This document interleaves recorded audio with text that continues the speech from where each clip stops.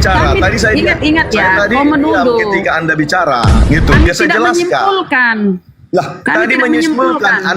Kan tadi Anda Gimana? menyebutkan Anda sesat katanya gara-gara ini. Tunggu dulu lah, biar saya jelaskan. Dengarkan izin dulu. gurundaku ya, biar ku selesaikan dulu. Izin gurunda. Silakan. Tunggu dulu biar saya jelaskan. Tadi kan udah Kenapa selesai Anda. Besari dulu host, kenapa pula dikecilin? Nggak bisa ku baca ya. Kan ini dia bilang Yesus berdoa kepada dirinya sendiri. Ini Yesus mau pergi ke dirinya sendiri. Lucu ya. Ini silakan kau jelaskan, Pak. Kami tidak menafsir-nafsir. Sudah? Sudah? Pertanyaan Ya. dengan ayat ini apa pertanyaan Ibu? Coba. Apakah Yesus pergi ke dirinya sendiri? Kau bilang tadi Yesus itu adalah Allah itu sendiri. Apakah Yesus pergi ke dirinya sendiri? Kata Yesus, aku akan pergi kepada Bapakku. Allahku. Iya, baik. Baik. Sudah saya katakan dari awal bahwa ini adalah kitab Kristen. Ya kan? Dan Alasannya kan? Tetap Kristenlah yang menyimpulkan apa maksud daripada ayat Ya, ini, coba oke? kau simpulkan. Kami ingin tahu kesimpulanmu. Coba Baik. jangan curhat. Apa? Baik. Bukan curhat, hanya menerangkan. Ya, supaya jangan ada di luar Kristen menyimpulkan ayat dalam Alkitab. Itu dia. Jadi pada saat peristiwa ini Maria datang ke kubur dan Yesus sudah bangkit. Dan Yesus berkata jangan pegang. Kenapa tidak boleh dipegang kalau dia sudah hanya tetap menjadi manusia di situ? Ini artinya menandakan bahwa Yesus yang bangkit itu bukan lagi manusia seperti yang dilahirkan ketika dilahirkan Maria yang terdiri dari darah dan daging. Lanjut bagi gurunda. Kita nih. Kota buntu ku dengar dia. Lanjut bagi. Itulah nggak sanggup Anda mendengarkan penjelasan Alkitab. Ya begini. Karena itu kau menafsir. Tidak ada data seperti yang kau sampaikan. Alkitab itu bukan saya hanya tanya dibaca dulu secara kau. literatur. Apakah Yesus mau pergi ke dirinya sendiri? Ya sebagai ilahi, ia harus menjadi ilahi, keilahiannya akan kembali gitu. Pergi ke ilahiannya. Karena dia bukan pada manusia lagi di sana yang terdiri dari darah dan daging. Saya tanya, apakah Yesus mau pergi ke dirinya sendiri? Kalau bagi kami, Bu Unda, Yesus itu bukan diri, bukan pribadi. Kalau diri itu adalah seperti manusia yang terdiri darah, daging, tubuh, dan lain sebagainya. Manusia itu adalah, Yesus itu adalah yang keilahiannya tidak terbatas oleh apapun. Jadi ketika ia mengatakan aku akan pergi kepada Bapa, adalah dia sendiri Bapa itu. Oh Mama dia sendiri Bapa itu. Iya. Menjelaskan kepada Maria supaya Maria tahu bahwa dia bukan lagi seperti darah dan daging manusia. Kesimpulan saya dengar ya. Berarti kesimpulan saya dari penjelasanmu, Yesus mau pergi ke dirinya sendiri. Oke, lanjut, Gurunda. Ya. Bismillahirrahmanirrahim. Assalamualaikum warahmatullahi wabarakatuh. Waalaikumsalam warahmatullahi wabarakatuh. Ya, semangat malam teman Kristen. Jadi gini, upaya yang dilakukan kemudian oleh pengikut Yesus yang datang kepada Paulus tentu akan menggabungkan pemahaman yang muncul dari apa yang diajarkan Paulus dengan apa yang diajarkan oleh Yesus. Jadi di situ ada pemaksaan kehendak. Ketika Yesus berkata, hidup kekal itu adalah mereka mengenal Engkau satu-satunya Tuhan dan mengenal Yesus Kristus yang Engkau utus. Itu adalah penegasan oleh Yesus kepada pengikutnya Bani Israel. Kemudian Kristen hadir memaksakan yang tadinya satu-satunya menjadi dua-duanya adalah satu. Nah ini kebiasaan Kristen membantah dalil-dalil pengakuan Yesus dengan konsep kepercayaan Kristen itu sendiri. Lalu mengatakan, ya itu kan kitab kami, yang mengerti adalah kami. Bukan begitu. Bukan begitu caranya. Anda tidak mengerti Bible, Anda hanya memahami tentang iman dan kepercayaan saudara. Tetapi Anda tidak mau tahu tentang apa yang Yesus ajarkan sebagai utusan Tuhan kepada Bani Israel. Ini dari tadi sore, tadi siang juga saya sudah bahas bahwa Kristen memang menuhankan Yesus, dan untuk supaya melengkapi ketuhanan Yesus yang datang kepada mereka, Kristen harus mengais-ngais ucapan-ucapan anak Maria yang adalah nabi dan anak manusia kepada Bani Israel. Nah, ini yang perlu kemudian orang-orang Kristen pahami, bahwa yang mereka sembah itu bukanlah anak Maria, yang mereka sembah itu bukanlah anak manusia, tetapi yang mereka sembah itu adalah makhluk gaib yang datang kepada Paulus yang ngaku-ngaku Yesus dan mengaku sebagai Kristus. Kesimpulannya, Yesus mengatakan dia harus dikenali sebagai utusan Tuhan. Tapi Kristen kemudian memaksakan Yesus yang utusan Tuhan adalah Tuhan itu sendiri. Padahal Kristen harus belajar dari sekarang di awal 2025 bahwasanya ternyata yang Yesus yang disembah Kristen itu beda dengan Yesus yang adalah nabi yang datang kepada Bani Israel. Demikian sementara, silakan.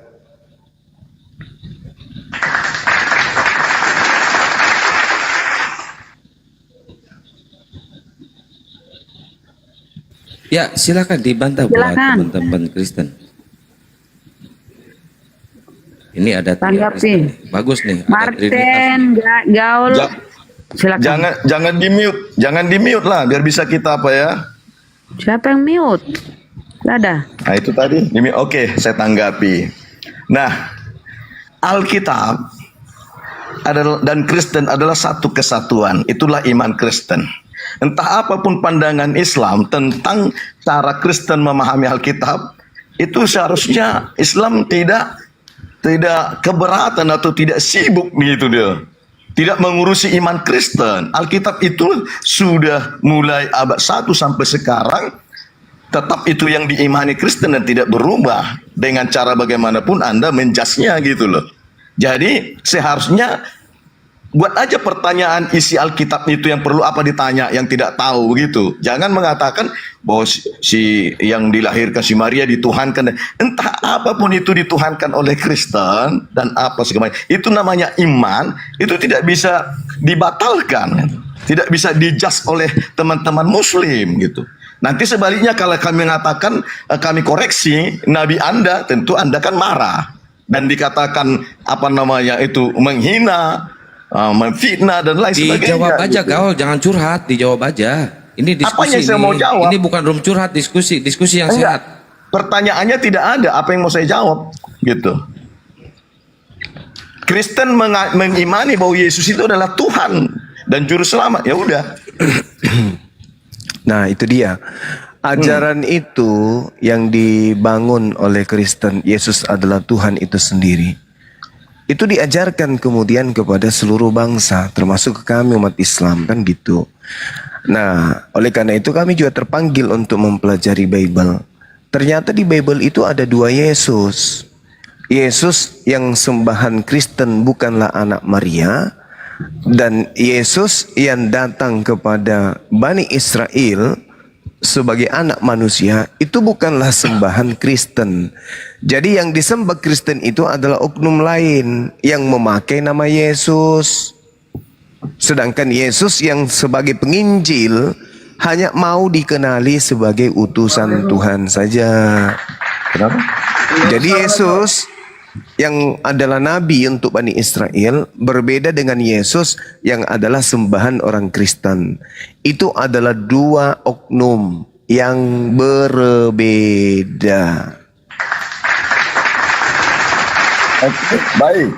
Coba tunjukkan dalam Alkitab, di sana ada dua Yesus seperti versi Anda itu. Jadi kalau dalam Alkitab tidak ada dua Yesus, Yesus itu tetap satu. Coba Anda buka dulu mana Yesus yang Anda katakan itu. Oke. Yang pertama pengakuan Yesus sendiri.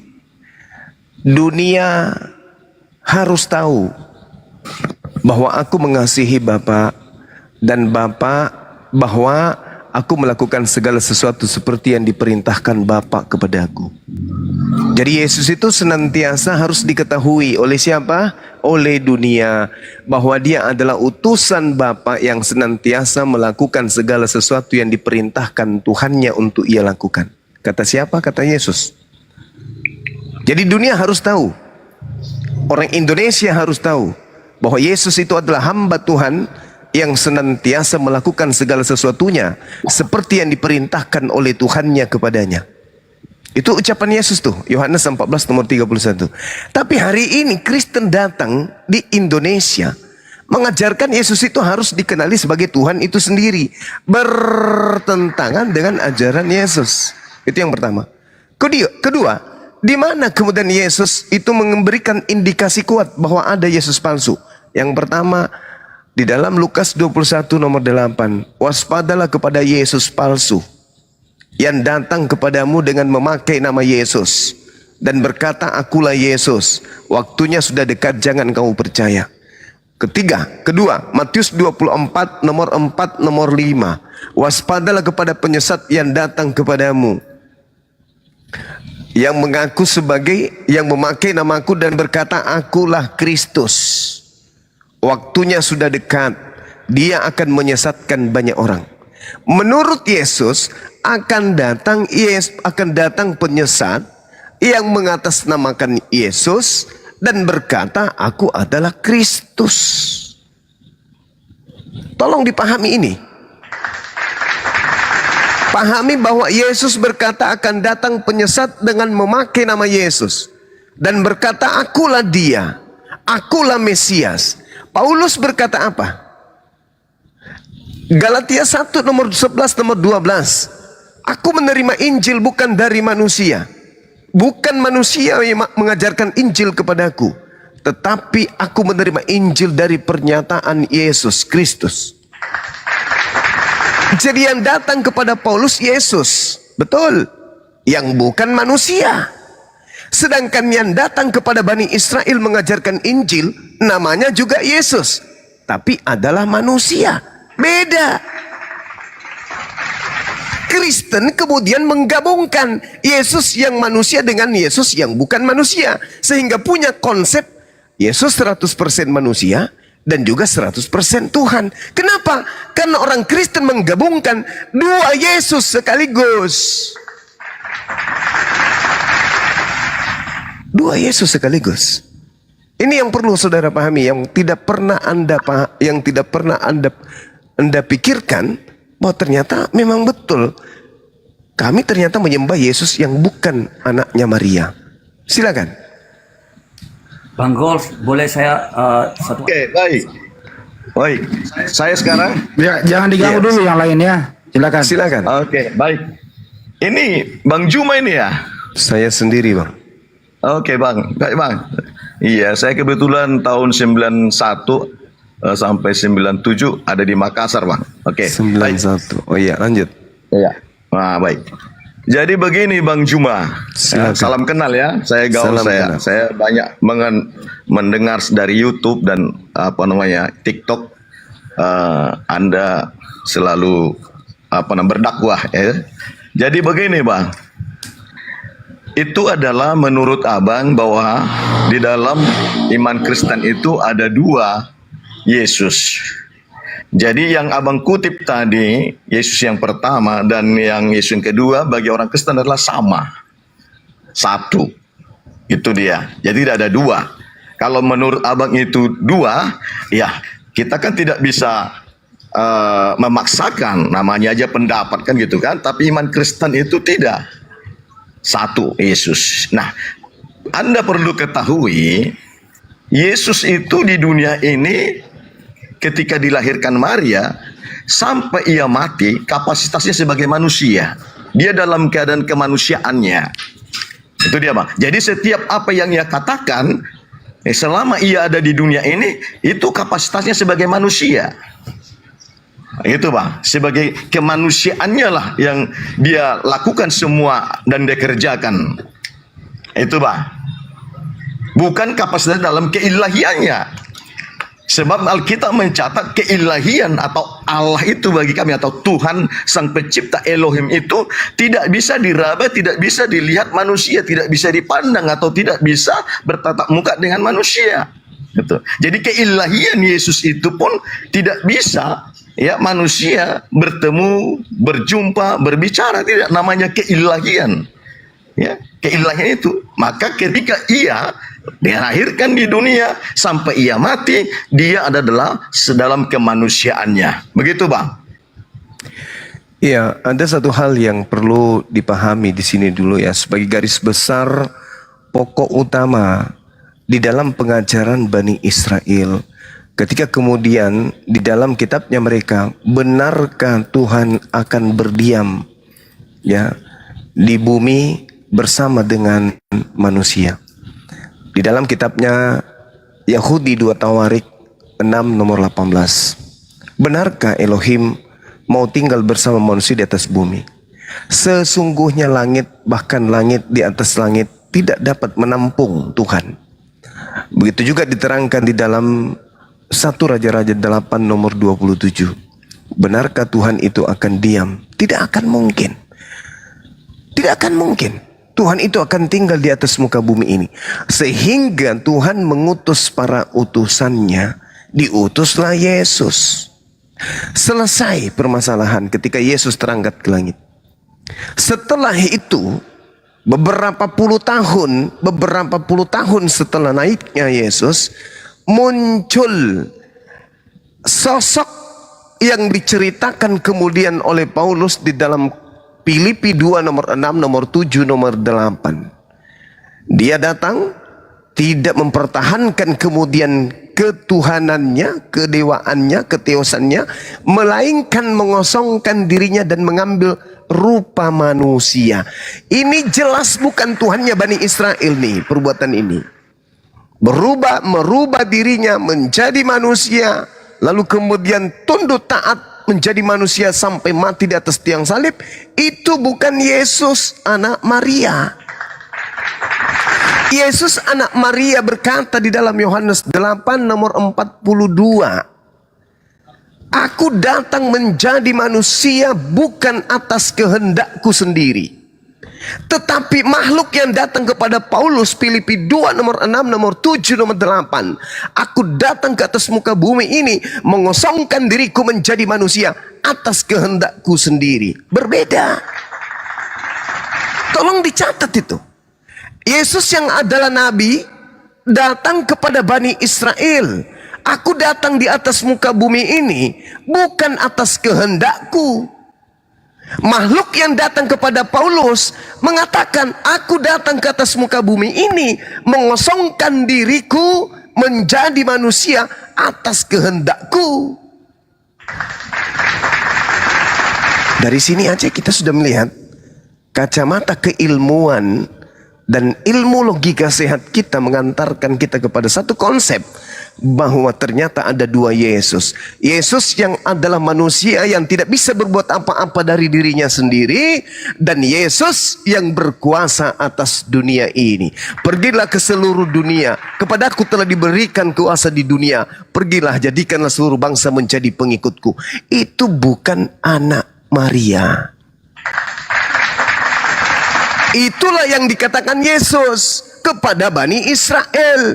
Sang Yesus Nabi berpesan, waspadalah kepada penyesat yang datang kepadamu dengan memakai nama Yesus dan berkata, akulah Yesus, waktunya sudah dekat, jangan kau percaya. Itu pesan Yesus yang adalah manusia. Kemudian datang, benar-benar datang penyesat mengaku Yesus. Akulah Yesus yang kau aniaya. Kepadaku telah diberi kuasa, pergilah ke seluruh dunia, jadikanlah seluruh bangsa menjadi muridku. Itu bukan Yesus lagi, tetapi penyesat yang mengatasnamakan dirinya Yesus agar manusia menuhankan dirinya. Siapa yang mau dituhankan? Iblis. Iblis yang mau dituhankan dan mengajak manusia mengikuti dan menyembah dirinya selain daripada Tuhan. Jangankan kepada orang Roma Yunani, Kepada Yesus aja di dalam Lukas 4 iblis memerintahkan Yesus menuhankan dirinya. Yesus, kalau kau sembah aku akan memberikan kuasa di bumi. Sebab aku berkehendak memberikan kuasa ini kepada siapapun. Lukas 4 nomor 6. Jelas itu. Jadi kalau saudara mengatakan kami tidak menggabungkan dua Yesus, itu adalah penyangkalan terhadap fakta yang ada. Yesus berkata kok kepada muridnya, Yesus yang manusia, waspada, akan datang Yesus yang penyesat, akan menyesatkan banyak orang. Di mana itu tertulis? Matius 24 nomor 4 nomor 5. Jadi harus tergenapi, harus ada Yesus palsu yang datang. Dan harus ada manusia banyak yang disesatkan. Karena itu Yesus sudah mengatakan, kapan itu tidak terjadi? Berarti Yesus yang manusia juga ini adalah pembohong.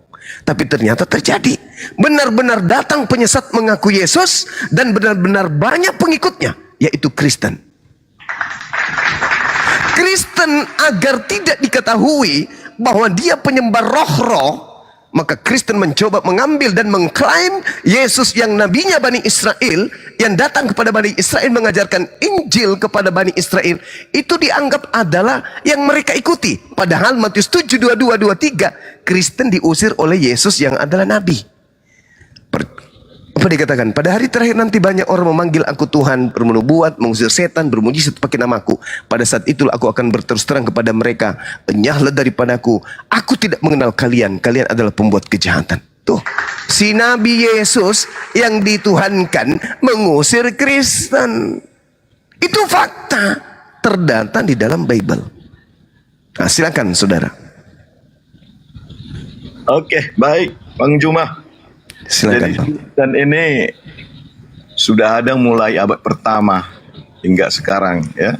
Kedua, dan umatnya juga mungkin sampai sekarang ada lebih dari 3 miliar ya, penduduk.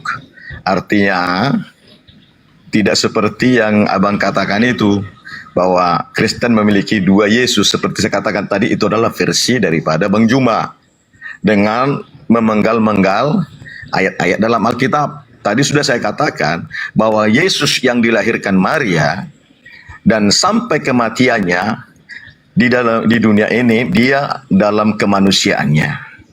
Itu Bang Juma. Jadi Yesus yang diberitakan oleh Paulus itu juga yang diberitakan oleh Petrus, Yohanes, Lukas, Matius yang disaksikan. Jadi tidak beda Yesusnya Petrus, Yesusnya Paulus. Alkitab mencatat itu.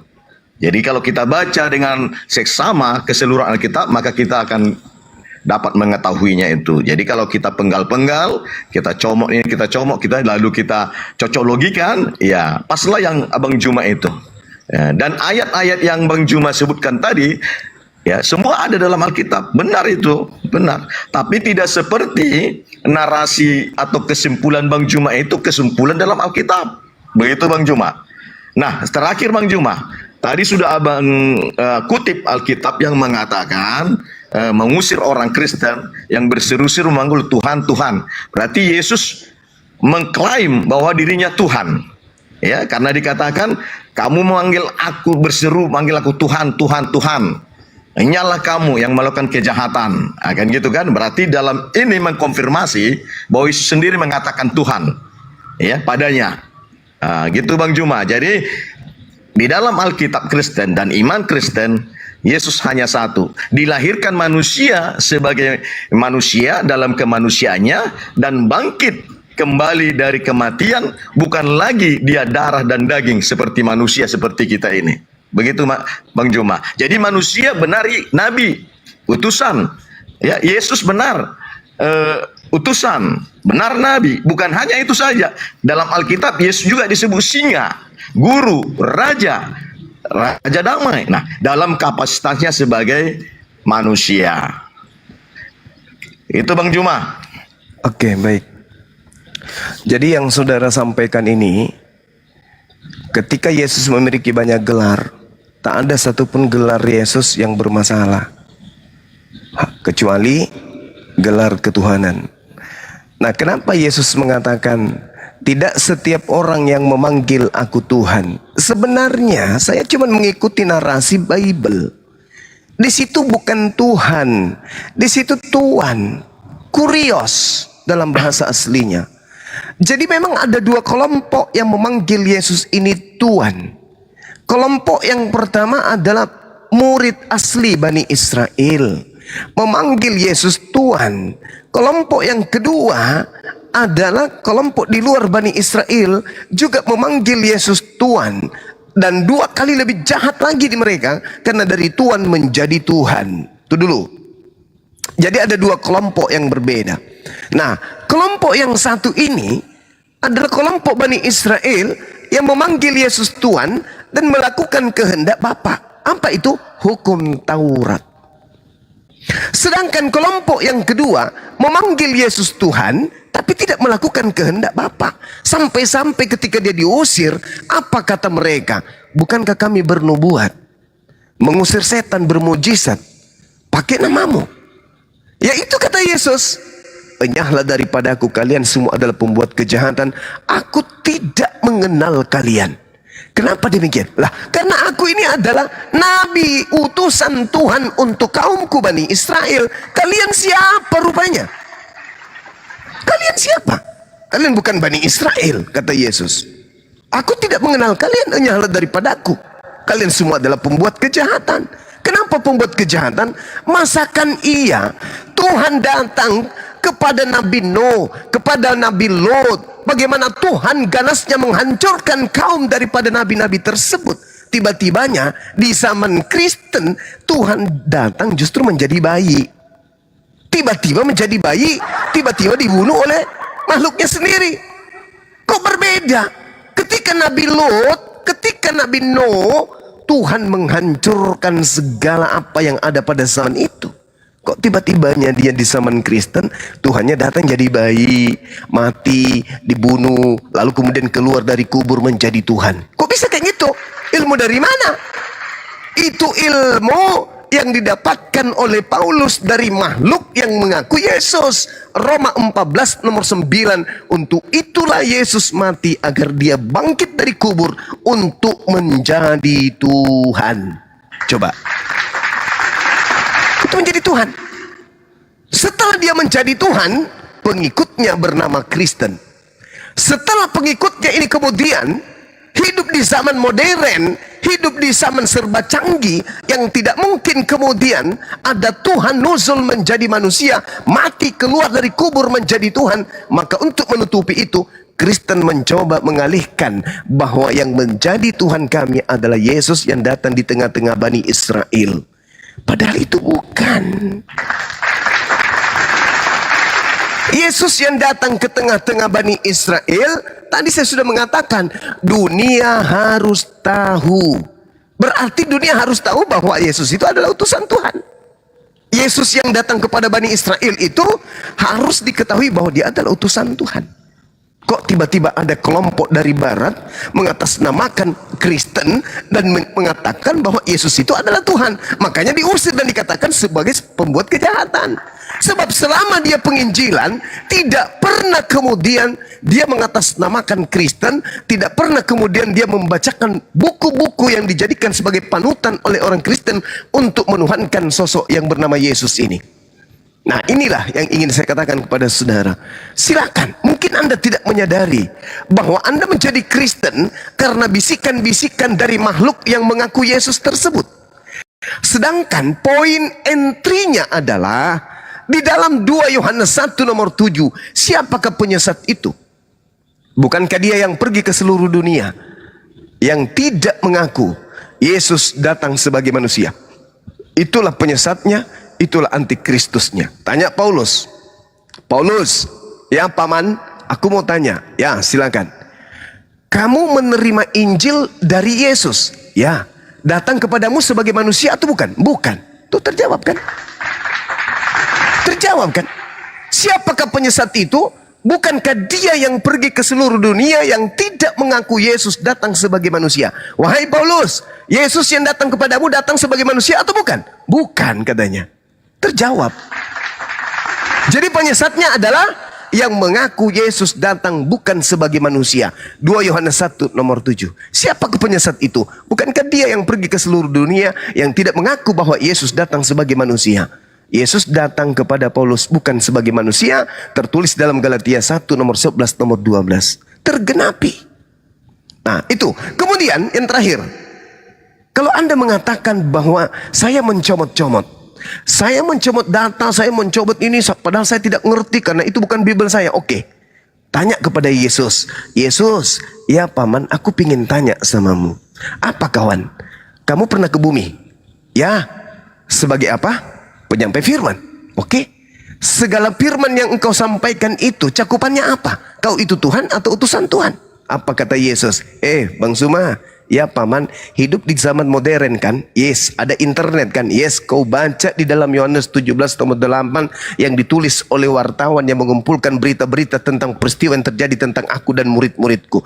Di situ tertulis, segala firman yang engkau berikan kepada aku telah aku sampaikan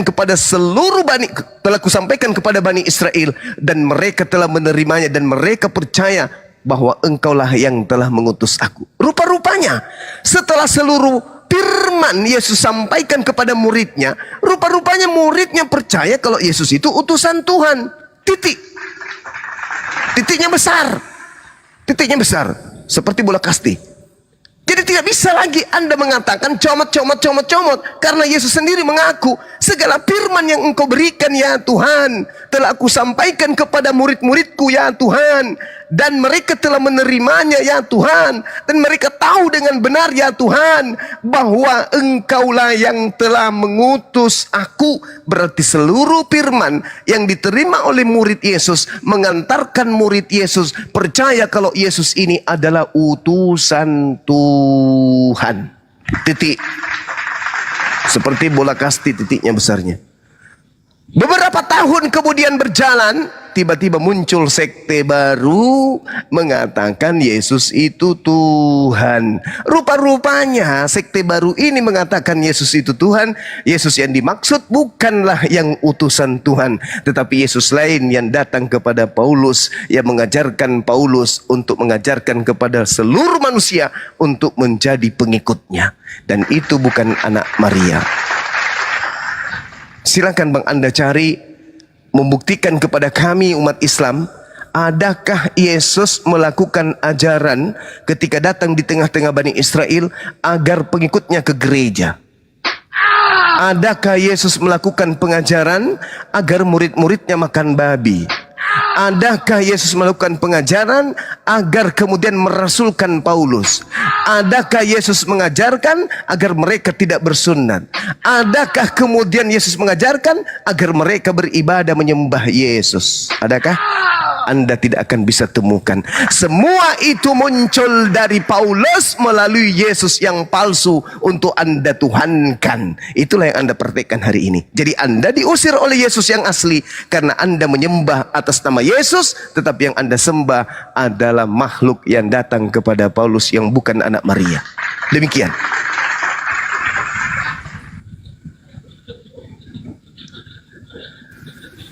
Silakan Bang. Baik. Daud. Baik.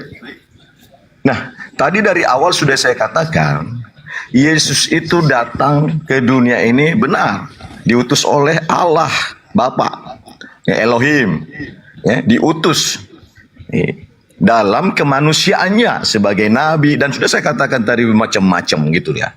Jadi kita tuhankan Yesus itu bukan kemanusiaannya, ya, bukan darah daging tubuhnya. Yang sakit, yang lapar, yang ngantuk, yang bahkan mati, bukan itu yang kita tuhankan.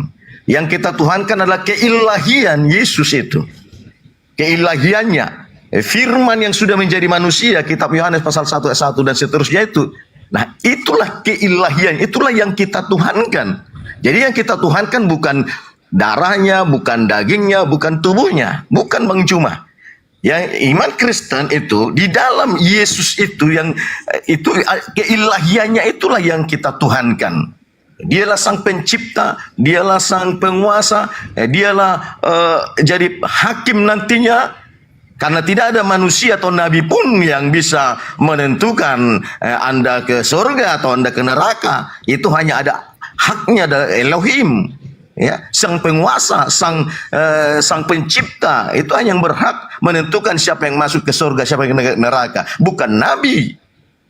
Itu jadi benar bahwa Yesus itu adalah sebagai manusia, nabi dalam kemanusiaannya, utusan dalam kemanusiaannya. Begitu Bang Juma. Ya. Oke. Jadi di sini tidak ada lagi yang kita perdebatkan. Kalau Kristen itu menuhankan Yesus, bukan menuhankan kemanusiaannya, bukan menuhankan tubuhnya yang lahir dari rahim Maria dan mati bangkit kembali. Bukan itu yang kita tuhankan. Firman yang sudah menjadi manusia, firman itulah, ilahi itulah yang kita tuhankan. Begitu. Jadi jangan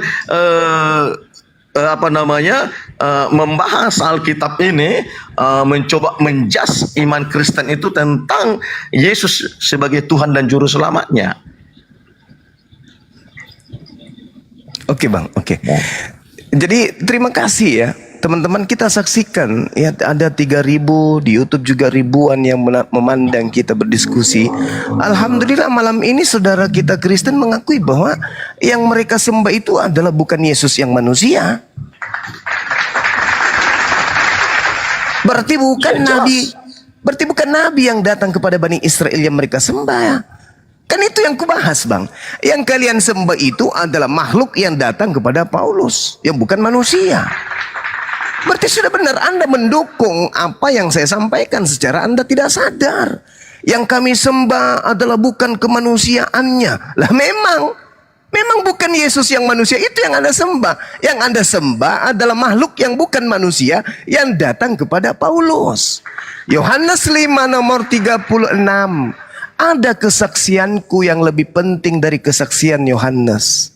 Bahwa seluruh mujizat yang aku lakukan di tengah-tengah Bani Israel bukan menghantarkan bahwa itu adalah ilahi, bukan menghantarkan itu bahwa aku adalah Tuhan, tetapi justru apa yang aku lakukan, tanda-tanda, mujizat, kekuatan, semuanya itu bersaksi bahwa aku adalah utusan Tuhan.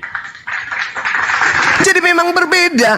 Sehebat apapun Yesus yang manusia ini melakukan mujizat, membangkitkan orang mati, bla bla bla dan seterusnya, itu menyaksikan bahwa Yesus utusan Tuhan tok, bukan Tuhan. Nanti yang Anda sembah itu menjadi Tuhan ketika Filipi 2 nomor 6, nomor 7, nomor 8 dari bisikan makhluk yang bernama Yesus itu.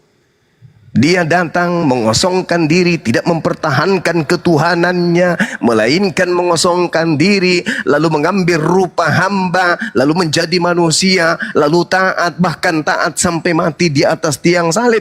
Itulah yang Anda sembah. Kolose 2 nomor 9. Dan di dalam jasadnya Yesus itu kepenuhan keilahian. Itu yang Anda sembah. Sedangkan Yesus mengatakan bahwa semua yang aku lakukan, membangkitkan orang mati, membuat orang buta melihat, orang lumpuh berjalan, angin badai menjadi tenang, air menjadi anggur, atau apapun itu, semua itu bersaksi bahwa aku adalah utusan Tuhan. Jadi mau kemana manusia ini mau dijadikan Tuhan? Nggak bisa. Nggak bisa. Yang Anda tuhankan itu adalah yang memang Tuhan Anda, yang datang kepada Paulus, yang bukan Elohim. Karena Elohim tidak bisa berubah menjadi makhluk. Elohim tidak bisa berubah menjadi manusia. Di mana itu tertulis? Yesaya 43 nomor 10. Engkaulah saksi-saksiku. Tidak ada Tuhan yang dibentuk sebelum aku, dan tidak ada Tuhan dibentuk setelahku. Berarti yang dibentuk menjadi daging bukan Tuhan. Beda dengan yang ada di Paulus, bahwa dia adalah Tuhan yang dari langit turun ke bumi, lalu kemudian mengosongkan dirinya, lalu mengambil rupa manusia. Dalam arti kata, iblis datang menjelma menjadi manusia dan mengaku sebagai Yesus. Itulah yang Anda sembah. Terima kasih Anda sudah mengakui bahwa Anda tidak mempertuhankan kemanusiaan Yesus. Berarti Anda tidak menuhankan Nabi kami yang datang kepada Bani Israel, tetapi Anda hanya membawa Tuhan Anda yang adalah Yesus juga, yang Paulus katakan dalam Galatia 1 nomor 11 nomor 12. Aku menerima Injil, menerima suratku 13 buku, bukan dari manusia, tetapi dari makhluk yang mengaku Yesus. Ingat, Yesus yang manusia berpesan, wahai muridku, waspadalah kepada iblis yang datang dengan memakai namaku dan berkata, akulah Mesias, dan dia akan menyesatkan banyak orang. Ya, silakan Anda renungkan apa yang saya sampaikan. Oke, benar bahwa Yesus itu utusan dalam kemanusiaannya. Sudah berulang-ulang kita ini bahas Juma. Ya. Dan ia yang terangkat ke surga, bukan Yesus yang dalam kemanusiaannya lagi seperti kita, darah, daging, dan tubuh. Dia adalah ilahi yang sudah naik ke surga. Dan itulah yang kita sembah. Itulah yang kita puji, itulah yang kita amini. Elohim itu, sang pencipta itu. Karena tidak ada dua Elohim atau tiga Elohim. Elohim adalah satu. Itulah sang pencipta itu. Begitu Bang Cuma. Jadi Elohim itu adalah Yesus yang dikenalkan oleh Paulus, yang dikenalkan oleh rasul-rasul yang lain. Nah, dialah itu satu-satunya. Tidak ada dua Yesus, tidak ada tiga Yesus. Hanya satu Yesus yang datang ke dunia ini dalam rupa manusia. Tadi yang sudah Bang kutip dari Filipi, mengosongkan dirinya, ia mengosongkan keilahiannya supaya bisa ia masuk ke dalam ruang dan waktu manusia itu sendiri. Nah, kedua Bang Juma, tadi Bang Juma mengatakan bahwa Allah itu tidak bisa jadi apa-apa. Itu kita salah. Elohim namanya sang penguasa, sang kuasa, bisa berbuat apa-apa saja sesuai dengan yang dikehendakinya. Namanya tidak ada yang bisa membatasi dia, tidak ada yang bisa mengukur dia. Dia adalah sang ilahi, sang pencipta alam semesta. Nah, begitu Bang Cuma. Nah, kemudian Bang Cuma, bahwa tujuan Allah datang ke dunia dalam rupa manusia, tentu sudah kita tahu bahwa untuk menyelamatkan manusia yang berdosa. Tanpa ia datang ke dunia menjadi manusia, maka keselamatan tidak akan didapatkan manusia itu sendiri. Nah, orang Israel menolak Yesus Kristus sebagai Tuhan dan Juru Selamat sampai hari ini. Jangankan sebagai Tuhan dan Juru Selamat, sebagai Nabi pun mereka tidak menerimanya sebagai Nabi. Begitu Bang Juma. Justru karena Israel menolak Yesus sebagai Tuhan dan Juru Selamat, sampai kepada bangsa-bangsa lain di luar Israel. Ya, seluruh dunia menerima Yesus Kristus sebagai Tuhan dan Juru Selamat. Andaikan bangsa Israel menerima, percaya Yesus itu Tuhan dan Juru Selamat mereka, maka keselamatan itu tidak akan sampai kepada bangsa-bangsa di luar Israel. Nah, justru penolakan orang Israel lah terhadap Tuhan dan Juru Selamatnya Yesus, maka keselamatan itu sampai kepada seluruh dunia ini. Begitu Bang Juma. Oke, baik. Jadi orang Israel itu tidak mungkin percaya ada Tuhan datang jadi manusia. Jadi itu tak ada di konsep Bani Israel, agama samawi itu nggak ada. Jadi mereka sudah dipahamkan dalam Yeremia 31 nomor 34, jangan lagi satu dengan orang yang lain saling mengajar, kenalilah Tuhan. Sebab mereka baik yang kecil maupun yang besar sudah mengenal Tuhan. Jadi jangan lagi ada yang mengajarkan Tuhan itu kayak begini loh, Tuhan itu kayak begini loh, tak ada lagi. Dan aku tidak akan pernah mengingat-ingat dosa-dosa kalian wahai Bani Israel, semuanya telah kuhapuskan. Itu pernyataan Tuhan dalam Yeremia 31 nomor 34. Jangan lagi ada orang di antara kalian saling mengajarkan, kenalilah Tuhan satu sama lain. Sebab mereka telah mengenali aku. Anda mengatakan mereka tidak mengenal Tuhan. Oh sorry, itu kitabnya orang Yahudi. Yahudi udah tamat. Bahkan di dalam kitabnya mereka 2 Samuel 7 nomor 22. Tuhan itu maha tinggi dan tidak serupa dengan apapun. Di dalam kitab mereka juga dikatakan Yeremia 10 nomor 6. Tuhan itu maha tinggi dan tidak sama seperti apapun. Laisa kamitslihi syai'. Adalah sangat lucu kemudian ketika Yesus yang hadir di tengah-tengah mereka yang hanya mau diterima. Kawan-kawan Bani Israel, orang Farisi, ahli Taurat, mahkamah agama, terima aku sebagai utusan Tuhan dong. Yesus minta diterima sebagai utusan Tuhan aja ditolak. Dan Yesus tidak pernah mengajarkan, aku adalah Elohim, aku adalah Tuhanmu yang membebaskan kalian, nenek moyang kalian dari perbudakan Mesir. Tidak sama sekali. Tiba-tibanya muncul Kristen dari barat mengatakan karena dia ditolak sebagai Tuhan. Ini menggelikan, saudara. Yesus tidak pernah mengajarkan itu kepada Bani Israel. Dan Anda harus tahu bahwa Paulus ketika menerima Tuhan bernama Yesus itu, Paulus ditugasin bukan untuk kepada Yahudi. Karena iblis itu bukan makhluk bodoh.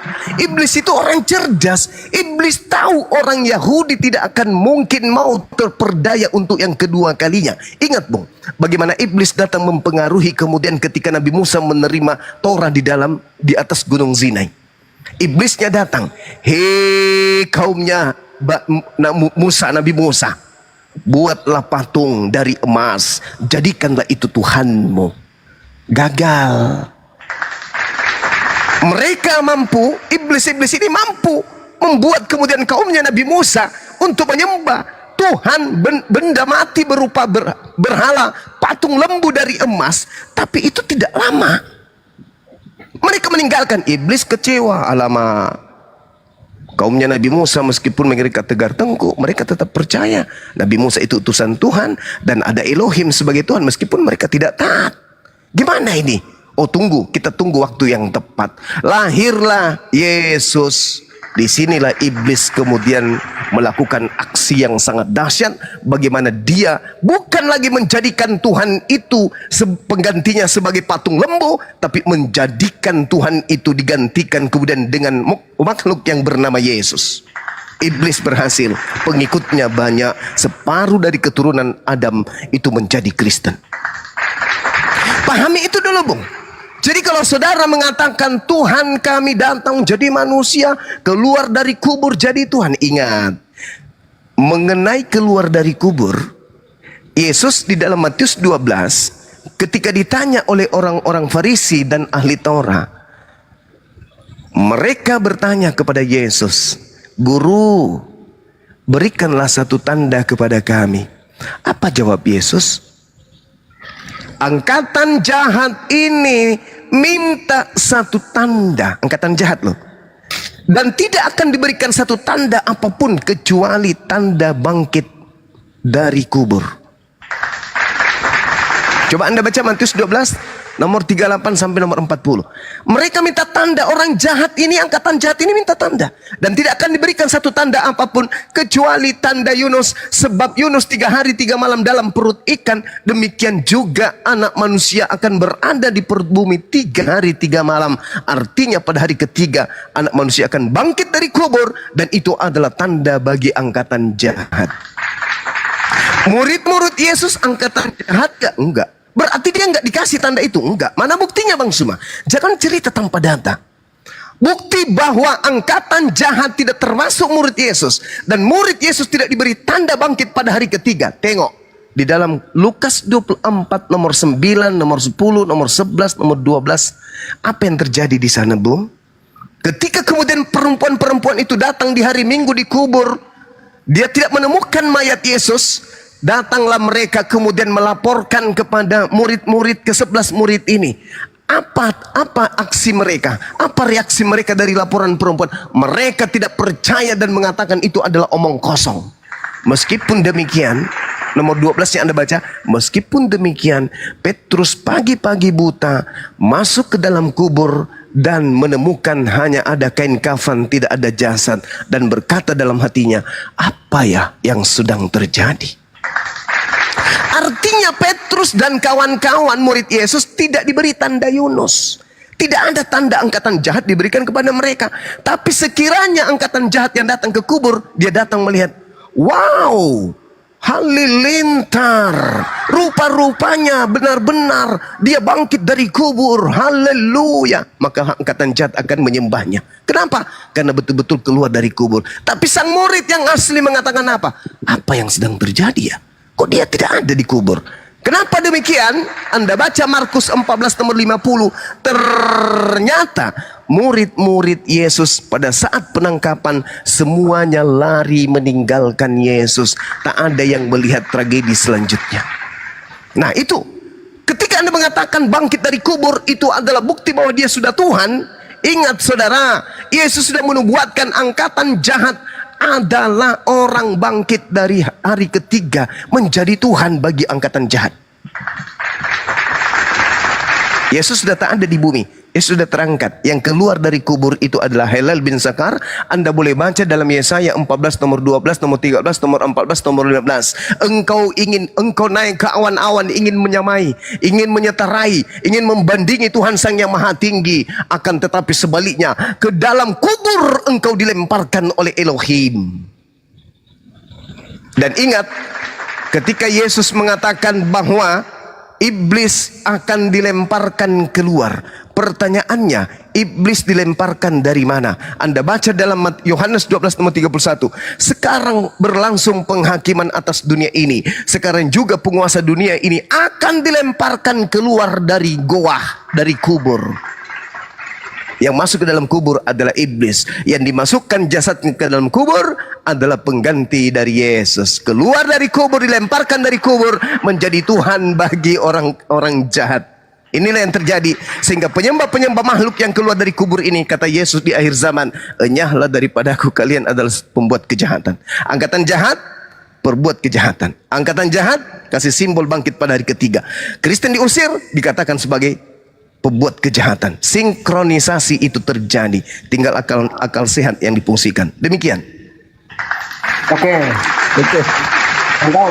Baik, oke, baik.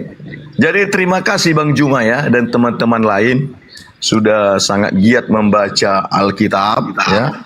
Bahkan dari perjanjian lama sampai perjanjian baru itu sudah banyak ayat-ayat saudara-saudara ungkap terangkan. Dan tidak ada satupun ayat itu yang palsu. Semua pas, tepat. Ya, saya kok buka-buka ya apa yang saudara-saudara katakan itu benar. Itu semua. Tetapi yang salah adalah pemahaman, pengertian, kesimpulan, dan tafsirnya. Itu yang tidak sesuai dengan iman Kristen. Maka saran saya supaya ketemu nanti klop dia. Hasil dari saudara-saudara meneliti dan membaca Alkitab ini, maka dipahamilah bagaimana Kristen memahami Alkitab ini, ya, menyimpulkan Alkitab ini dan menjadikan ini menjadi tuntunan hidupnya kepada Sang Pencipta. Nah, kedua, tadi waktu Farisi meminta tanda kepada Yesus, yang dimaksud dengan angkatan jahat itu adalah orang Farisi tersebut. Ya, angkatan jahat yang meminta tanda itulah yang disebut orang-orang yang jahat itu. Nah, ketiga, bahwa peristiwa kematian, kebangkitan dan kenaikan Yesus itu adalah fakta dan nyata. Itulah yang diimani Kristen. Dan tadi saudara kita, ibu tadi sudah mengutip ayat ketika Maria datang ke kubur, ketemu dengan Yesus. Nah, itu sudah dikonfirmasi bahwa Yesus bangkit dari antara orang mati. Jadi begitu Bang Juma. Bang Juma tinggal mencoba bagaimana cara Kristen memahami Alkitabnya. Baru nanti Bang Juma dapat kesimpulan yang sebenarnya Alkitab itu, isi Alkitab itu. Begitu Bang Juma. Oke, silakan. Thank you saudara, silakan. Masih ada yang lain? Mungkin? Ya, saudara mungkin Indra ini mau Bang speak Martin up? mau masuk. Oke, satu lagi Bang. Ini kan kita Silakan. bahas iman Kristen, ya. Saya hanya sedikit aja bertanya tentang Islam, boleh nggak Bang? Silakan. Oke, baik. Ini aja pertanyaan yang simpel aja. Karena Siap. saya penasaran, selalu saya baca-baca, buka-buka buku. Sebelum Muhammad menjadi nabi atau masuk ke gua Hira itu dan keluar, agamanya beliau apa Bang? Iya, Masya Allah. Ini adalah pertanyaan yang sangat baik. Nabi Muhammad SAW tak ada sejarah dalam internal Islam maupun di luar Islam, bahkan orang-orang yang memusuhi beliau, yang mengatakan bahwa beliau itu adalah penyembah berhala. Nabi Muhammad SAW itu menyadari dengan sepenuh hati bahwa pencipta alam semesta itu pasti ada dan penciptanya pasti ahad. Makanya dia dikatakan bahwa beliau pengikut Milla Abraham, beliau adalah orang Hanif, orang yang lurus akidah. Sama seperti Abraham alaihissalam ketika proses pencarian Tuhan. Baginda Rasulullah Muhammad SAW tidak menyembah apapun. Tidak pernah menyembah apapun. Sampai dia masuk ke dalam gua bertahannus, kemudian berfikir, merenungkan apa yang terjadi di sekitar orang-orang yang ada di Mekah pada zaman itu. Mereka menyembah berhala. Rasulullah berfikir, ini ada apa dengan mereka? Sampai pada akhirnya datanglah Roh Kudus menyapanya. Iqra bismi rabbikal ladzi khalaq. Jadi ketika Anda bertanya apa agamanya, beliau Hanif. Apa Hanif itu? Lurus.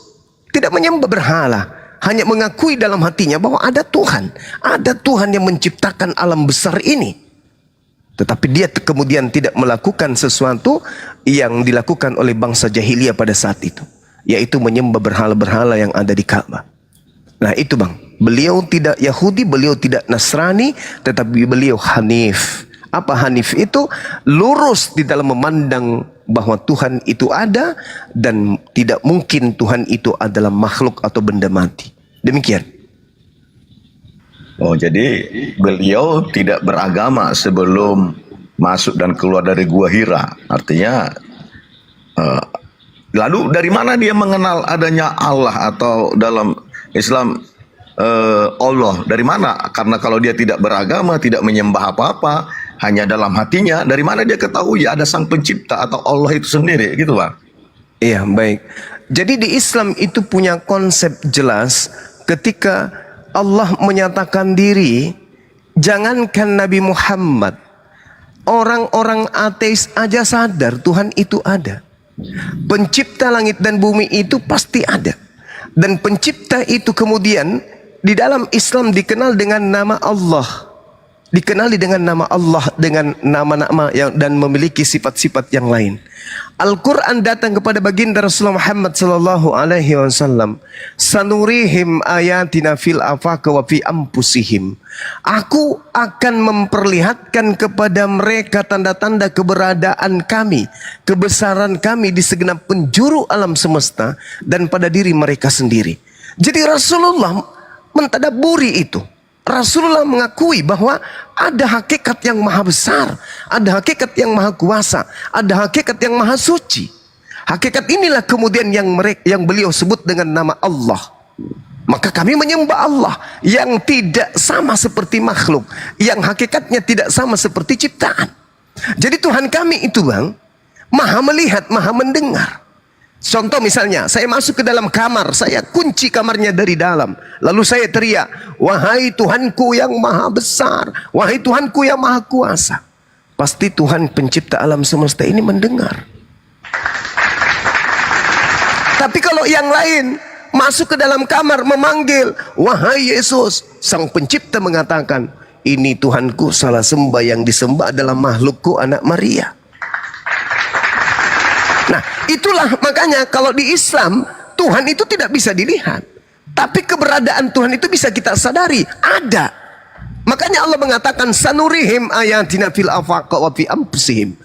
Aku lebih dekat, kalau dalam Al-Qur'an surah Qaf ayat 16 dikatakan bahwa aku Allah lebih dekat dari urat leher, dari ciptaanku itu sendiri. Allah mengatakan apa? Walaqad khalaqnal insan wa na'lamu ma tuwaswisu bihi nafsuh. Itu kata Tuhan kami, aku lebih dekat kepada manusia daripada manusia itu sendiri kepada urat lehernya. Saking dekatnya Tuhan itu. Contoh bagi orang yang berakal,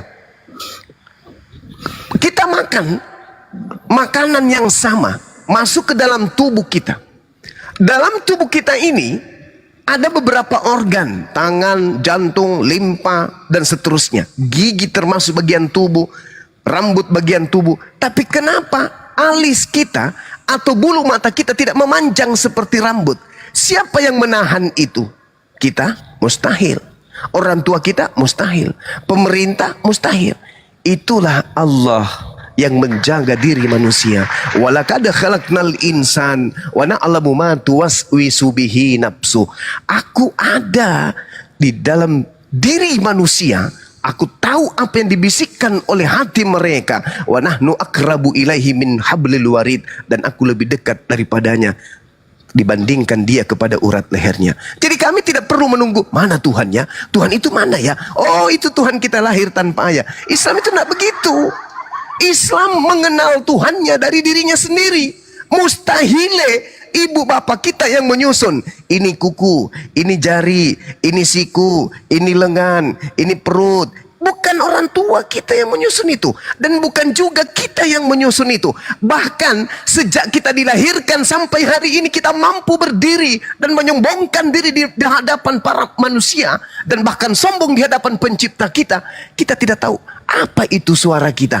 Apa itu roh kita. Roh yang kita temani tidur. Roh yang kita temani makan. Roh yang kita temani menentang Tuhan. Pun tidak kita tahu apa itu. Padahal itu adalah hal yang ada pada diri kita sendiri. Kita sombong di hadapan pencipta kita. Tetapi kita tidak tahu. Kita pakai sombong itu roh yang ada pada diri kita. Roh itu apa?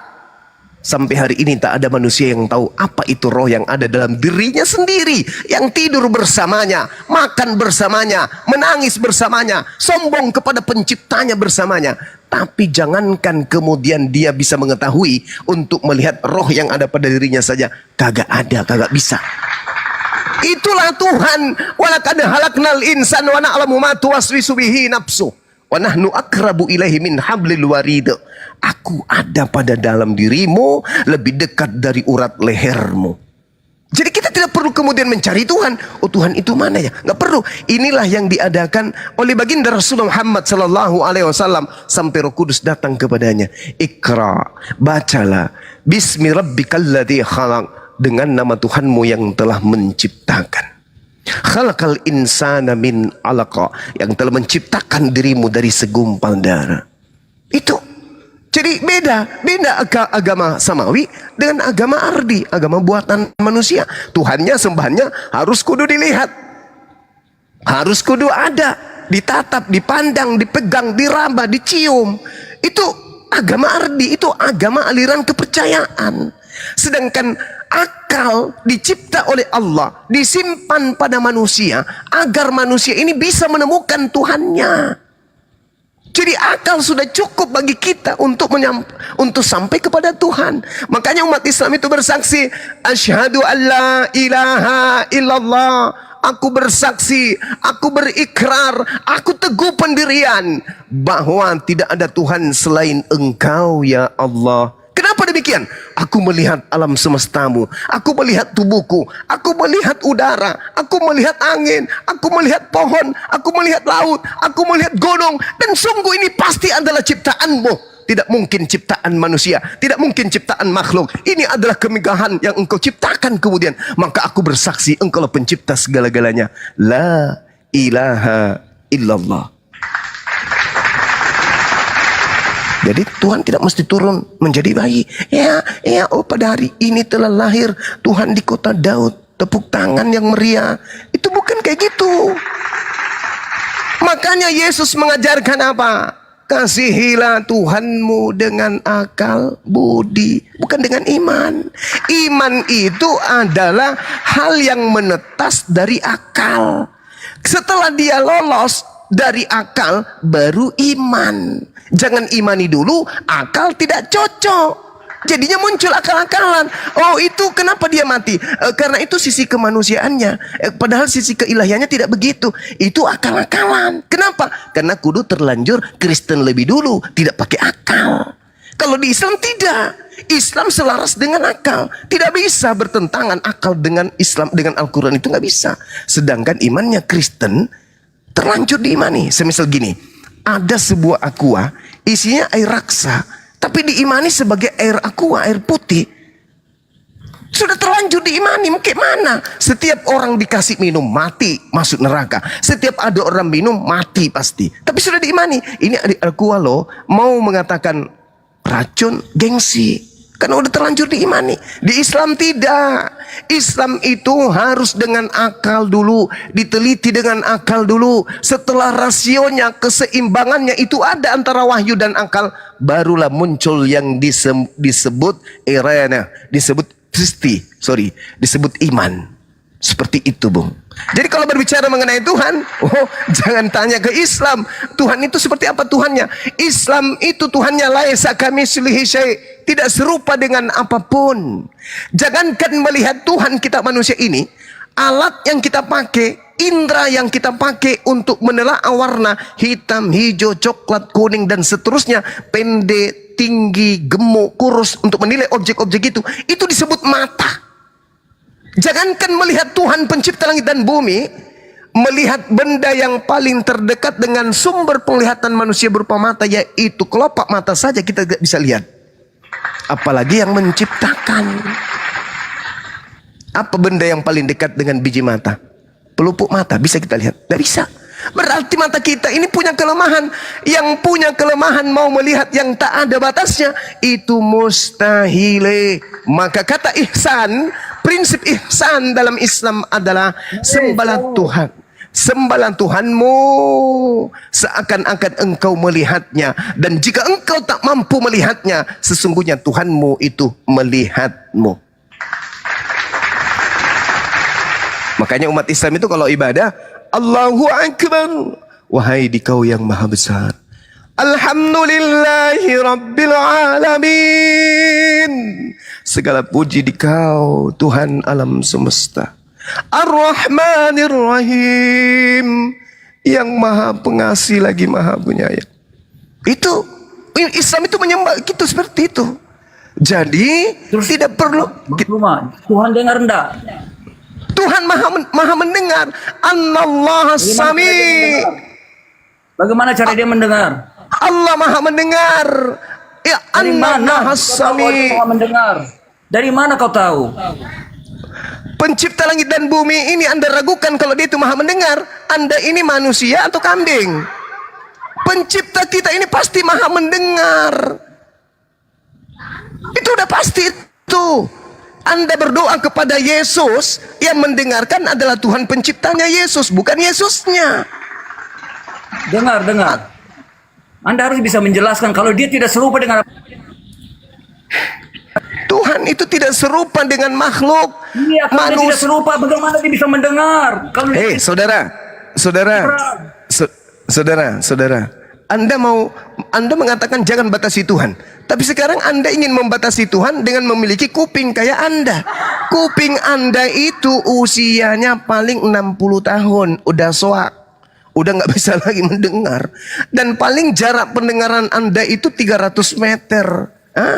Umur 50 tahun ke atas Anda kentut, Anda tuduh orang. Karena Anda nggak mendengar lagi suara kentut Anda. Kuping udah. Tuhan itu tidak begitu. Makanya Tuhan itu laisa kamitslihi syai'. Tuhan tidak serupa dengan apapun. Manusia mendengar, tapi Tuhan maha mendengar. Bedakan mendengar dengan maha mendengar. Tuhan yang maha mendengar memberikan titisan kepada makhluknya supaya bisa mendengar. Diciptakanlah kuping. Nah, aku ciptakan alat berupa kuping. Gantian ya. Itu saudara. Ya, silakan. Oke, baik. Begini, tadi sudah saya katakan bahwa sebelum Muhammad masuk gua dan keluar, dia tidak punya agama. Artinya dia tidak punya kitab juga. Nah, baru setelah dia keluar dari gua, baru dia memiliki agama Islam dan mengenal yang dia percaya sang pencipta itu bernama Allah. Jadi kesimpulan dari saya sebagai orang Kristen, bahwa Tuhannya Kristen itu tidak sama dengan Tuhannya orang Islam, umat Islam. Itu berbeda. Al-Quran dengan Alkitab itu tidak ada kaitannya, tidak sama. Jadi apa-apa saja yang tercantum di dalam Al-Quran dan yang disembah oleh umat Islam, itu tidak ada hubungannya dengan orang Kristen. Gitu aja Bang Juma, terima kasih. Oh jelas itu Bang, jelas. Kan tadi saya sudah menjelaskan.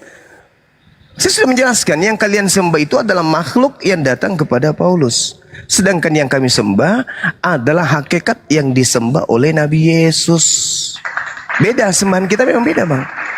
Iya, Sembahan kita beda. untuk itulah kalau sudah berbeda sesembahan kita, artinya kita tidak boleh lagi saling meributkan sesembahan kaum Islam. Ya teruskan disembah dengan kepercayaannya. Nah, orang Kristen pun seperti itu, sesembahannya sesuai dengan yang diimaninya, ya diteruskan. Begitu Bang. Jadi supaya tidak terjadi saling menjudge, saling menghakimi, bahkan sampai terjadi seperti kita lihat belakangan ini teman-teman. Ya sudah, mari kita tekuni agama kita masing-masing, kita siarkan agama kita masing-masing, dan agama Kristen juga demikian, siarkanlah agamanya tanpa harus menghakimi agama lain. Seperti saya berjumpa, kita sudah sepakat Tuhan kita beda, Allah kita berbeda, Al-Quran kita berbeda. Nah, untuk itu mari masing-masing kita mempertahankan dan mengimani iman kita masing-masing. Bagaimana menurut Bang Juma? Itu konsep Islam, Bang. Itu konsep Islam. Lakum dinukum waliyadin. Itu konsep Islam itu yang Anda barusan sampaikan. Lalu kalau konsep Islam, mengapa kita umat Islam selalu menjas orang-orang Kristen, Bang? Saya jawab. Saya jawab, saudara. Agama Kristen itu ketika disebarkan keluar dari markasnya, yaitu Vatikan Romawi, agama Kristen itu senantiasa selalu menyamanyamakan dirinya dengan kelompok di mana Kristen itu disebarkan. Misalnya, ketika orang Kristen masuk ke Bali, maka orang Kristen akan nampak seperti orang Bali, nampak seperti agama Hindu. Tuhan mereka ganti menjadi Sang Hyang Widi. Ketika mereka kemudian masuk ke Indonesia, mayoritas Islam bahwa tentang Yesus diberitakan dengan maksud menipu, mengelabui, membohongi, atau maksud jujur. Aku Paulus tetap bersuka cita. Agama Anda itu, Bung, kalau Anda ingin menjalankan seperti Islam jalankan, lakum dinukum waliyadin, sayangnya di agama Anda tidak ada data seperti itu. Yang ada data di dalam agama Anda, jadikan seluruh bangsa menjadi Kristen. Kalau di Islam enggak. Lakum dinukum waliyadin, la ikraha fiddin. Tak ada paksaan di dalam agama Islam. Kalau Anda enggak bisa, jadikan seluruh bangsa menjadi Kristen. Kalau tidak, berarti kalian berdosa karena kalian tidak menjadikan. Beritakan Injil kepada seluruh makhluk. Kalau Anda tidak memberitakan kepada ayam, kambing, sapi, dan seluruh orang Islam, maka Anda berdosa karena melanggar perintah. Kalau di Islam tidak. Ud'u ila sabili rabbika bil hikmah. Semua agama sama, Bang, berusaha menyiarkan agamanya masing-masing, Bang, dengan cara itu dia masing-masing. Iya, itu dia. Jadi tidak ada yang salah di situ. Cara Kristen menyiarkan agamanya salah besar, saudara. Coba kalau Kristen, berani tidak Kristen menghapuskan istilah-istilah Al-Quran di Bible? Tidak ada istilah Al-Quran di dalam Bible, Bang. Coba cari di mana istilah lebih banyak istilah Al-Quran daripada istilah Yunani asal Kristen. Contoh, Bible. Mereka menyebutnya dengan sebutan Alkitab. Itu dari mana asalnya kata Alkitab ini? Mana begini, Bang. Ya, silakan. Dari mana? Begini. Ya, bagaimana? Bible itu diterjemahkan kepada dalam bahasa Melayu, bukan diterjemahkan dalam bahasa Al-Quran. Alkitab itu bukan bahasa Melayu. Alkitab itu bahasa Al-Quran. Itu nama lain daripada Al-Quran. Zalika al-kitabu la raiba fihi hudal lil muttaqin. Inni Abdullah atani al-kitab wa ja'alani nabiyan. Kata Alkitab itu hanya ada di Al-Quran, tidak ada di Bible. Alkitab itu sekarang sudah jadi bahasa Indonesia, Bang, bukan bahasa Arab. Itu sudah bahasa Indonesia. Inilah, saudara, itu sudah jadi bahasa Indonesia, bukan bahasa Arab. Anda menggaungkan tadi supaya kita mengajarkan agama kita masing-masing.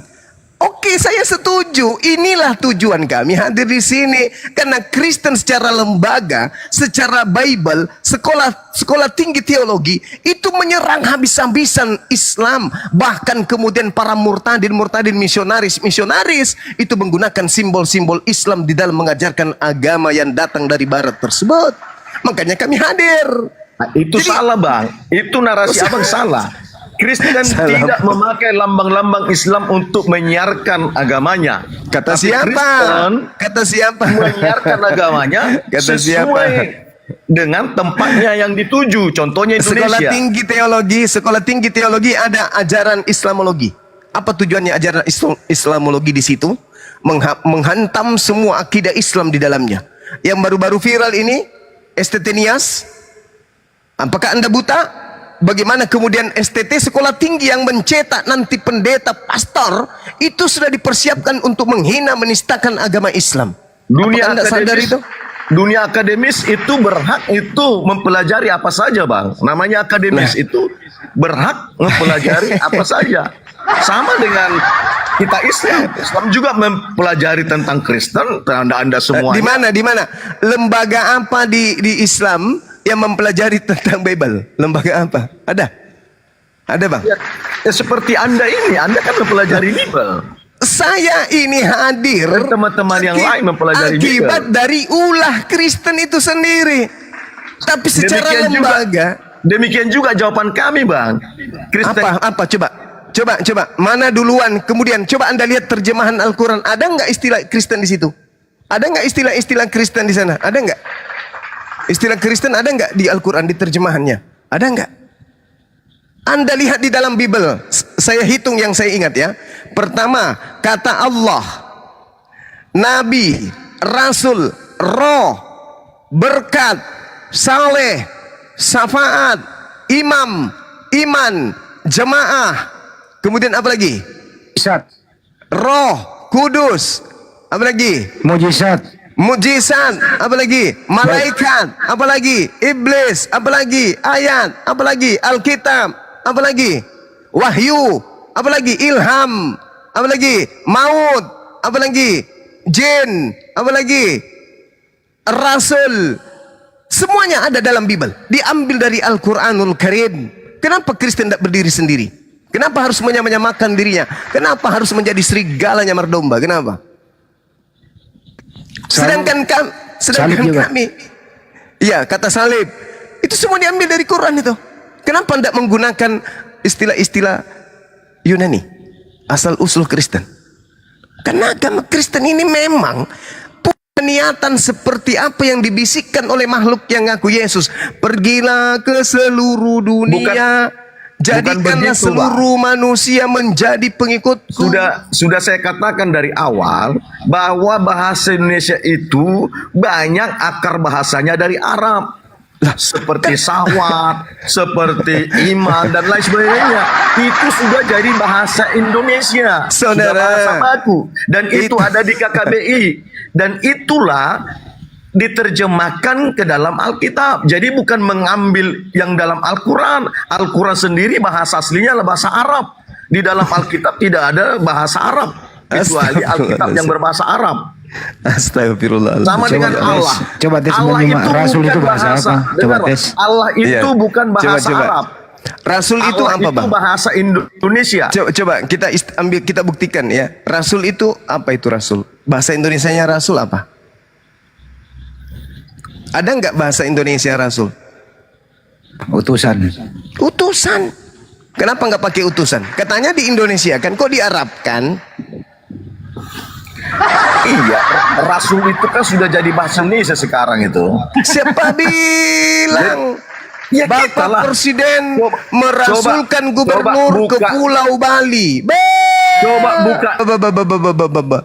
Presiden Jakarta Prabowo Rasul merasulkan wakil presiden ke luar negeri. Rasul utusan itu adalah bahasa Indonesia. Rasul itu bahasa Quran. Mana ada Rasul itu bahasa Indonesia? Mana ada? Aku ingin merasulkan Bang Handi ke Medan untuk bertemu dengan Silo gila. Bah, parah kali. Enggak saudara, Anda itu tidak sadar aja karena Anda terlanjur Kristen. Anda enggak paham bahwasanya ada kekuatan di luar alam nyata ini, yaitu alam goib, yang menginginkan seluruh manusia menjadi pengikutnya dengan cara tipu-tipu muslihat. Oh, bukan begitu. Nah, sekarang Semua Rasul- yang sudah ada di KKBI berarti itu sudah bahasa Indonesia. Itu aja. Oke. Mari saudara yang buka kamera bisa nggak kata Rasul KBBI? Coba kata Rasul KBBI kita buktikan. Silakan. Ada yang bisa? Udah Kata bisa. Rasul. Silakan. Siap. Silakan Bunda. Buka bunda. Baik.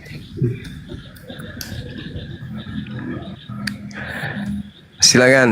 KBBI ya, KBBI supaya sesuai dengan pernyataan saudara kita ini, supaya mereka sadar bahwa memang rupa-rupanya Kristen ini wow. Rasul. Jadi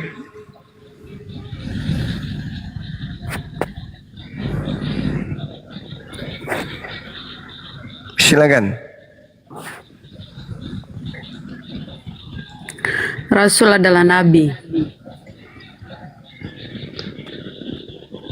Oke. Ya, di situs resminya Bunda di kbbi.web.id.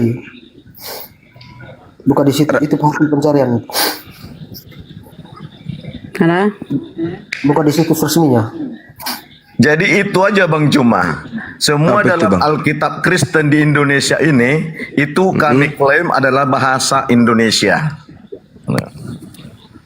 Ya itu klaim, ya itulah namanya. Begitu juga kalau orang pencuri Bang, ketahuan pasti barang yang dicuri itu diklaim adalah sebagai milik kepunyaannya. Pencuri. Jadi ketika kita nanti ke Malaysia, maka Alkitab Malaysia itu ya berbahasa Malaysia. Ketika kita ke Singapura, ke Cina, seperti itu. Jadi tidak Gue mau ada nanya satu pertanyaan ke dia Bang Jemaat. pencuri di sana. Iya. Bang Gaul, coba tunjukkan original teks yang kau terjemahkan menjadi Rasul di Yunaninya. Original teksnya bunyinya apa Bang? Silakan.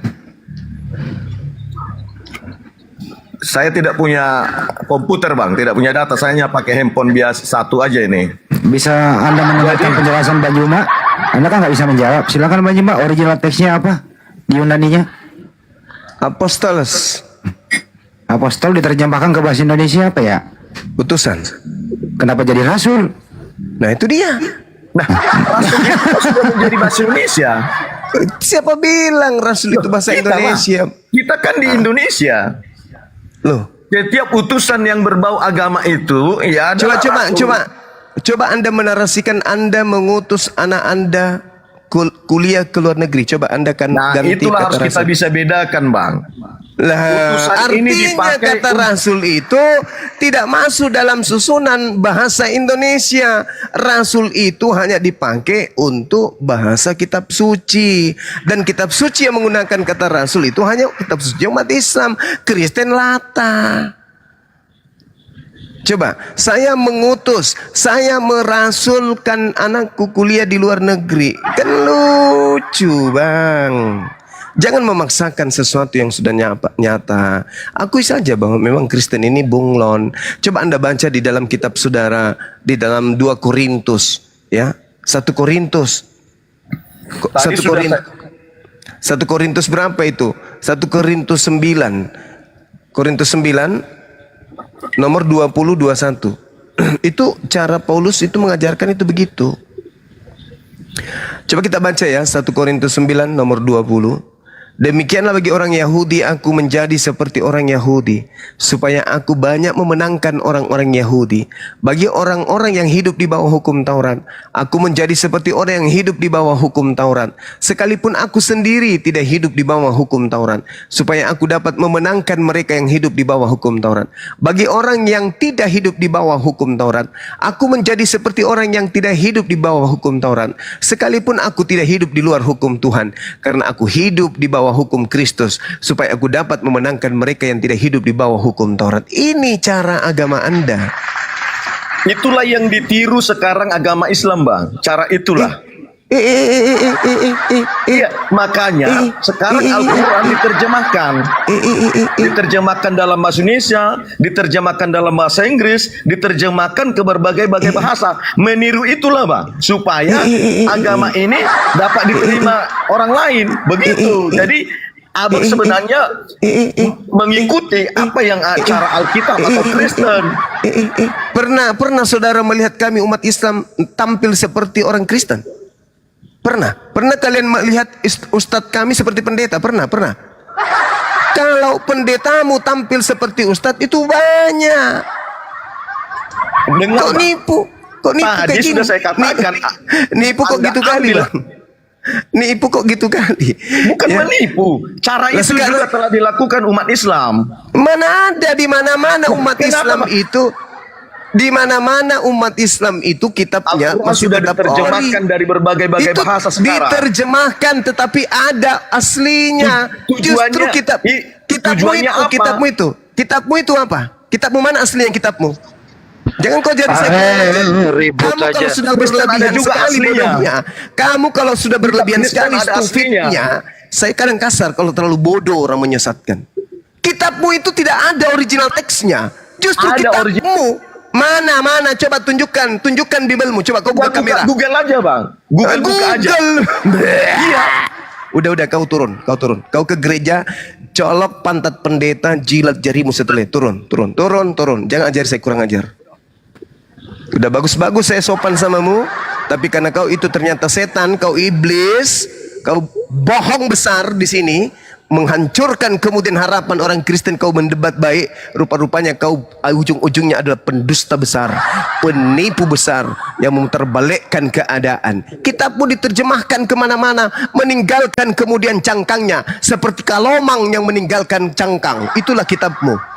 Original teksnya bahasa Yunani ditinggalkan. Kenapa? Kalau dia masih menggunakan bahasa Yunani, ketahuan kalau agamamu pagan.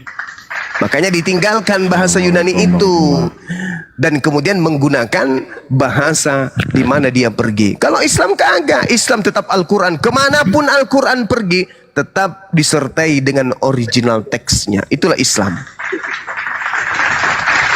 Ya, ini ada Arin dan Martin ya. Teman-teman itu yang minta naik dari kekristenan banyak, itu ada 5 orang. Kecil banget suaramu, Pilih. Kang. Satu-satu aja dipilih ya teman-teman. Iya. Ini di tab-tab layar ya, di tab-tab layar ya. Ini penonton 5,9, 6K ya. Di tab-tab layar ya. Biar akunnya Gurunda terlindungi ya teman-teman. Minta sodakohnya. Assalamualaikum. Waalaikumsalam. Ntar dulu, Bang, ya. Waalaikumsalam. Ini bang, Ntar dulu Bang, saya juga belum ngomong Bang. Ntar dulu Bang, Anda kan baru naik. itu yang KBBI tadi. Nah, KBBI kan saya udah buka itu.